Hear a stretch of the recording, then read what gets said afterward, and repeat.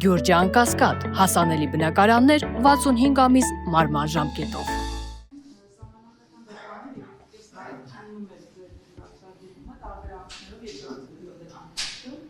Դատելով սդրում տեղի ունեցած գործընթացից, ինչպես նաև իրավապահական համակարգի գործողությունների առանձնահատկություններից, արդյոք օրենքի նման կերպով կիրառումը պատրաստվում ուներ պատժի ամուսափելության և կամ ակտուալության վերականգնման, սոցիալական ակտուալության վերականգնման։ Ոչ, չուներ։ Այս ձևով օրենքի կիրառումը ուներ լրիվ հակառակ նպատակ,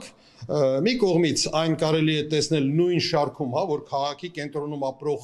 ենթադրենք ճարտարապետ տատիկը իրավունք չունի քաղաքի կենտրոնում ապրելու, պետք է վաճառի գնա ծայրամաս, մի կողմից ուրեմն սեփականության վերաբաշխում եւ մյուս կողմից արդեն նշեցի, դա քաղաքական ընդդիմադիրների դեմ որպես գործիք, որպես մահակ կիրառել է։ Եվ տպավորություն է, որ սահմանադրական դատարանը թերի է այդ երկրաշարժությունը ներկայացրել, կային այնուամենայնիվ այդպիսի սահմաններ, որ սահմանադրական դատարանը չի կարողացել անտեսել։ Ես կարծում եմ ամենակարևոր սկզբունքները Թոդորովի գործի սահմանադրական դատարանը չէր կարող անտեսել եւ նա ամրագրել է իր որոշման մեջ։ Ճիշտ է, ինձ համար զարմանալի է, որովհետեւ Թոդորովի գործն է հիմնական գործը։ Մենք Թոդորովի վրա էինք հղումներ անում, նրանք օգտվել են ճուտիկ գործից, Յորդանովի գործից, ինչը տարօրինակ է, որովհետեւ որպես կանոն դու հղում ես անում մայր գործին, որտեղ սկզբունքներն են սահմանվել, այնուամենայնիվ սահմանվել են այդ Թոդորովի գործի սկզբունքները գոնե հիմնական մասերով։ Երրորդ շարք չկա հարց։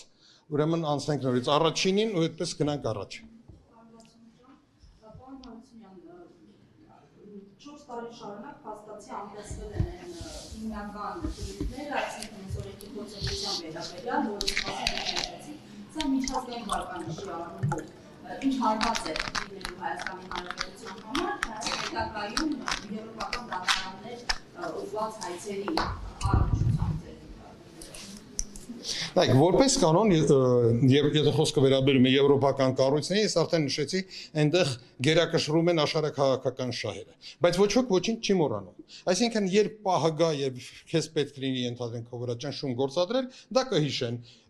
երբ պետք չի լինի, չեն հիշի։ Այլ խնդիրը, որ դու չպետք է առիթներ տայր, որ հնարավորություն ունենան հիշելու։ Շատ լավ, խնդրեմ, ներեցեք։ Դուք նշեցիք, որ սահմանադրական դատարանը խախտել է օրենքը, որ բանավոր ընթացակարգով չի քննել,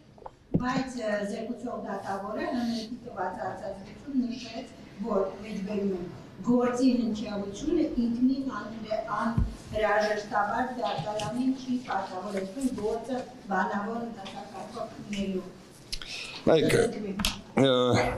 Ես կարծում եմ առաջինը Վահե Գրիգորյանին հավատալ պետք չի։ Երկրորդը ես կարծում եմ Դավիթ Հարությունյանին եւս հավատալ պետք չի, այլ պետք է հանգել սեփական եզրակացության։ Այո, Վահե Գրիգորյանը ասաց, որ գործի հնչեղությունը, հանրային հնչեղությունը հիմք չի, օրենքը չի պարտադրում, որ գործը լսվի բանավոր ընթացակարգով։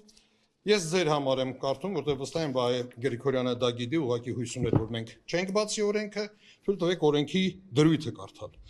68 հոդված 7-րդ մաս, սա 68 հոդվածը նվիրված է այն գործերի քննությանը, որոնք քննվում են պատգամավորների դիմումի հիման վրա։ Սույն հոդվածում նշված գործերը սահմանադրական դատարանը քննում է գրավոր ընթացակարգով, բացառությամբ այն դեպքերի, երբ տվյալ գործը սահմանադրական դատարանի գնահատմամբ ձեռք է բերել հասարակական մեծ հնչողություն։ Եզրակացությունը կարծում եմ ինքներդ արդեն կարող եք անել, առանձնապես իրավունքի բնագավառում գիտելիքներ չի պահանջում։ Երկրաշարժ համեցեք։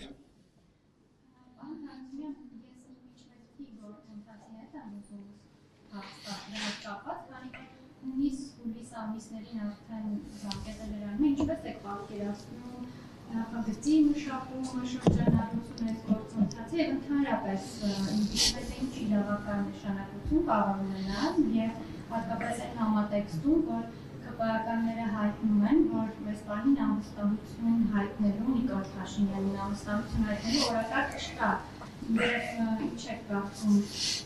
այս նախաձեռնությունը իսկապես դատապարտված չէ եւ այնչի դառնա անդիմադիր շրջանակների համար, որ հերթական հիասթափության առիթ է, հիասթափությունների օղակում։ Նայեք, ես չեմ կարծում, որ քաղաքական նման երևույթներին պետք է այդքան պարզունակ մոտենալ, impeachment-ը փորձելով մեկնաբանել, այ վաղը impeachment տեղի կունենա, թե ոչ։ Հարցը բարձրացրել են ոչ այդքան պրիմիտիվ մարդիկ ազգային ժողովում։ Երկու հոգիներ, որոնք եղել են նախաձեռնող, իմ կարծիքով միշտ մեզ զարմացրել են իրենց մտքի ճկունությամբ, հետաքրքիր շարժառիթներով եւ այլն։ Եթե չնայած երևի հրապարակային չարժը դրա մասին ասել, բայց երևի այնուամենայնիվ ասեմ, քանի հարցը հնչեց, ինքնով, քանի որ impeachment-ը ենթադրում է նաև վարչապետի միասնական թեկնածուի հարցի վերաբերյալ ընդհանուր մոտեցման ձևավորում, ինձ թվում է այս նախաձեռնության նպատակը այն է, որ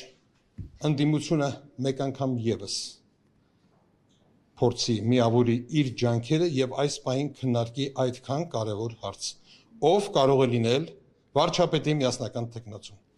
Այլ նպատակ այս պահին դա չի հետապնդում։ Իմ կարծիքով։ Ես կարծում եմ process-ը ինքնին անխուսափելի է։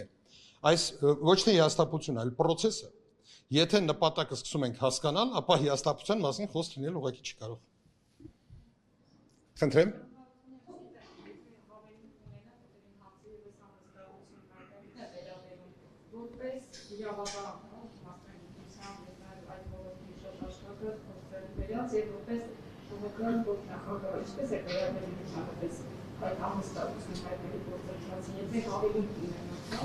Անվստահություն հայտնելու գործընթացը շատ ողջամիտ գործընթաց է եւ կարող է հաջողությամբ պսակվել, եթե լինի հանրային շատ մեծ ճնշում եւ այդ թվում այդ դեպքում եւ ԿՊ-ի անդամ պատգամավորները եւս կմիանան։ Կարող եք չկասկածել դրանում։ Որ պարագայում կարող է լինել հանրային ճնշում։ Այն ունի մի շարք նախադրյալներ եւ նախադրյալներից մեկը նաեւ միասնական թեկնածուն է վարչապետի։ Ես կարծում եմ